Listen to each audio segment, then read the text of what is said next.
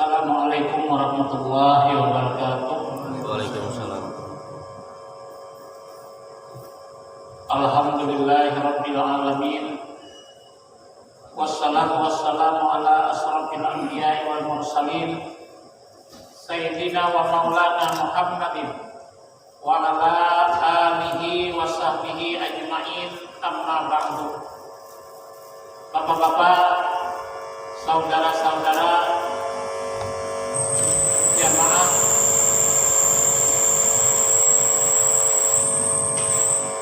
ba'da maghrib yang saya hormati, alhamdulillah pada malam hari ini kita dapat meneruskan pengajian kita di tempat yang mulia ini.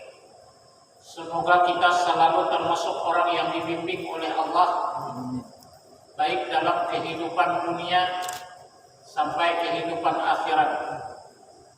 Sesungguhnya Allah mengatakan, la in sakartum la azidannakum. Kalau engkau bersyukur terhadap nikmatku, niscaya aku akan tambah nikmat itu kepada kalian. Jadi nikmat Allah yang perlu kita syukuri pertama nikmat iman. Kedua nikmat sehat. Dan ketiga nikmat umur. Apabila di dalam kehidupan ini kita tidak benar-benar memanfaatkan kesempatan yang diberikan oleh Allah, ini kita termasuk orang-orang yang rugi dalam kehidupan dunia. Karena sesungguhnya pada hakikatnya dunia itu adalah sarana untuk menuju akhirat. Jadi siapa yang tidak membekali dirinya dalam kehidupan dengan ilmu agama dan keimanan, inilah orang-orang yang rugi di dalam kehidupannya. Di dalam kitab Riyadhus Shalihin ada diceritakan seorang sahabat Rasulullah yang bernama Abu Talhah.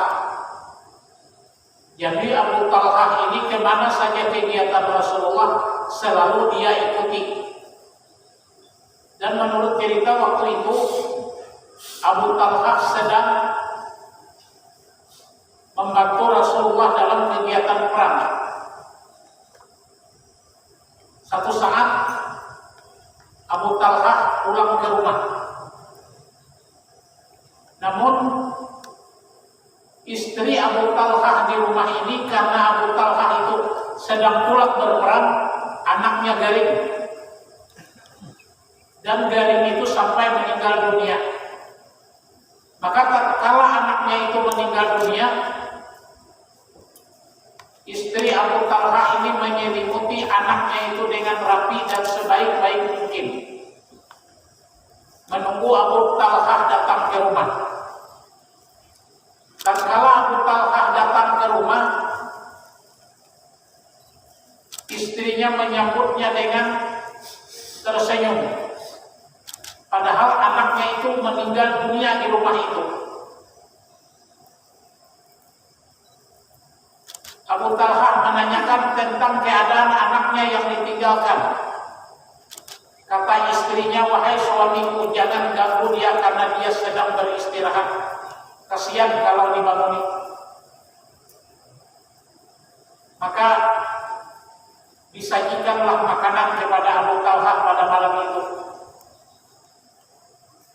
Dan istri Abu Talhah ini tidak menunjukkan sebuah gejala atau kesedihan karena anaknya telah meninggal dunia.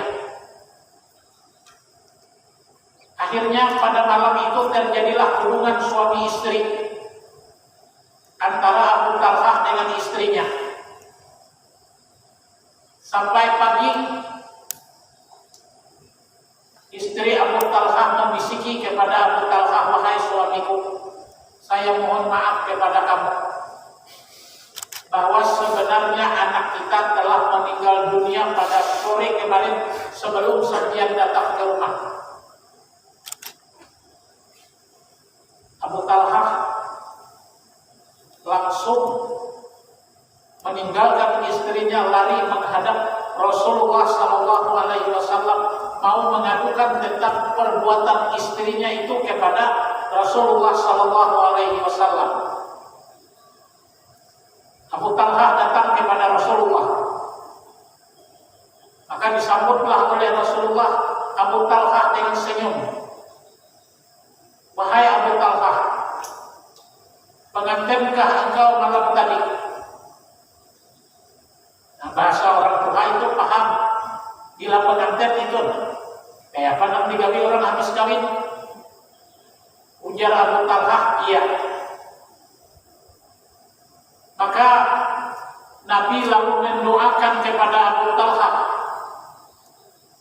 Allahumma barik lahuma, ya Allah, beri berkah kepada suami istri itu.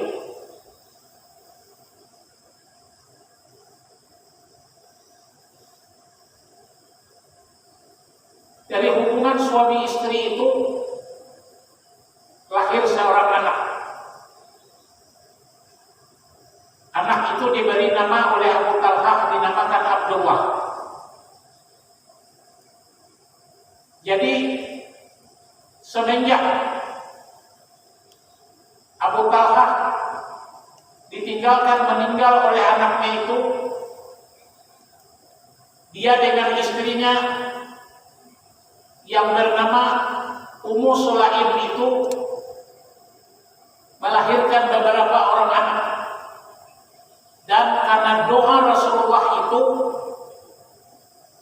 anak Abu Talhah itu semuanya hafal Al-Quran karena didoakan oleh Rasulullah Sallallahu Alaihi Wasallam.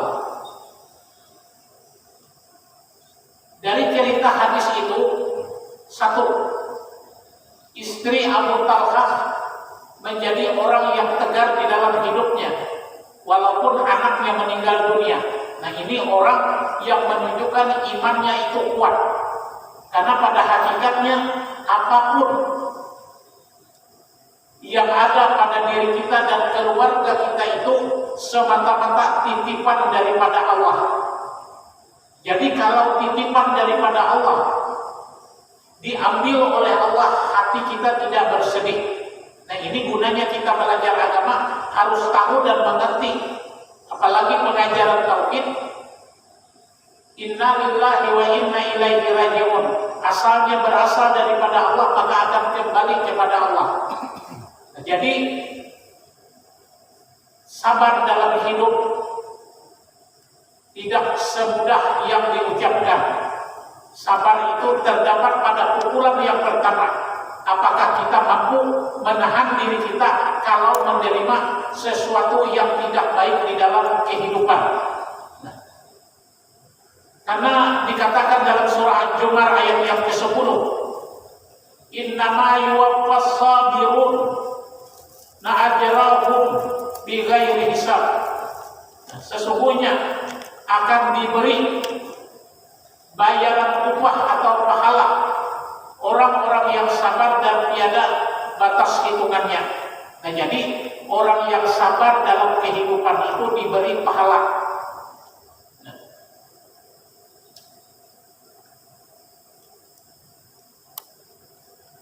karena sesungguhnya pada hakikatnya dalam hidup itu kita menerima namanya ujian dengan nikmat, itu silih berganti.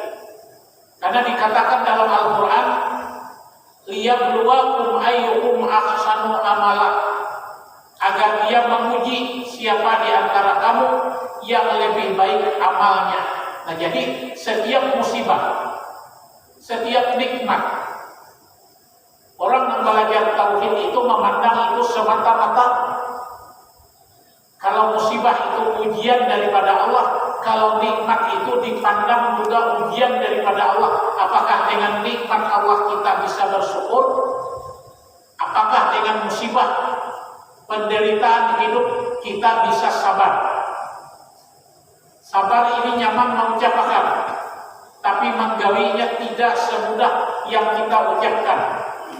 Oleh karena itu, agama memberi kelompok di dalam sabar itu. Satu, kita harus sabar dalam berbuat taat kepada Allah. mengerjakan setiap perintah Allah dituntut kesabaran. Contoh, untuk menuju masjid semacam ini dibutuhkan pengorbanan, dibutuhkan kesabaran. Nah, kalau kita tidak sabar dalam berbuat taat, berarti kita termasuk orang-orang yang salah di dalam hidup. Karena Al-Quran mengatakan, ya ayyuhalladzina amanu asbaru wasabiru. Hai sekalian orang-orang yang beriman, sabarlah melakukan ketaatan dan menjauhi maksiat, dan jangan kalah sabar dalam menghadapi orang-orang kafir. Nah, jadi ayat ini mengatakan sabar dalam menghadapi maksiat, dan sabar dalam melakukan ketaatan, dan sabar menghadapi provokasi orang-orang kafir. Karena orang-orang kafir itu tidak pernah berhenti memprovokasi Islam. Dia tidak pernah tinggal diam. Contoh kita lihat Palestina sekarang diobok-obok. Ini harus menarik perhatian kita. Kita tidak bisa berbuat dengan doa setidak-tidaknya. Apalagi sekarang ada penggalangan dana untuk Palestina. Artinya apa? Kesabaran kita selaku orang Islam diuji oleh Allah. Kalau kita berpangku tangan saja tidak mungkin di dalam hidup. Kita harus berusaha semaksimal mungkin untuk berbuat dalam kehidupan. Kelompok sabar yang kedua, kita harus sabar dalam maksiat. Kalau galian itu tidak baik, kita harus bisa menahan diri agar tidak terjerumus ke dalam maksiat. Maka kalau jalan menuju maksiat itu larang bayarannya. Nak maisap lempok mengkar. Kalau kamar sigit gratis saja. Pokoknya setiap jalan maksiat itu pasti membayar. Tapi kalau jalan kebaikan kita tidak pernah bayar. Nah, jadi hidup dua alternatif, baik dan buruk.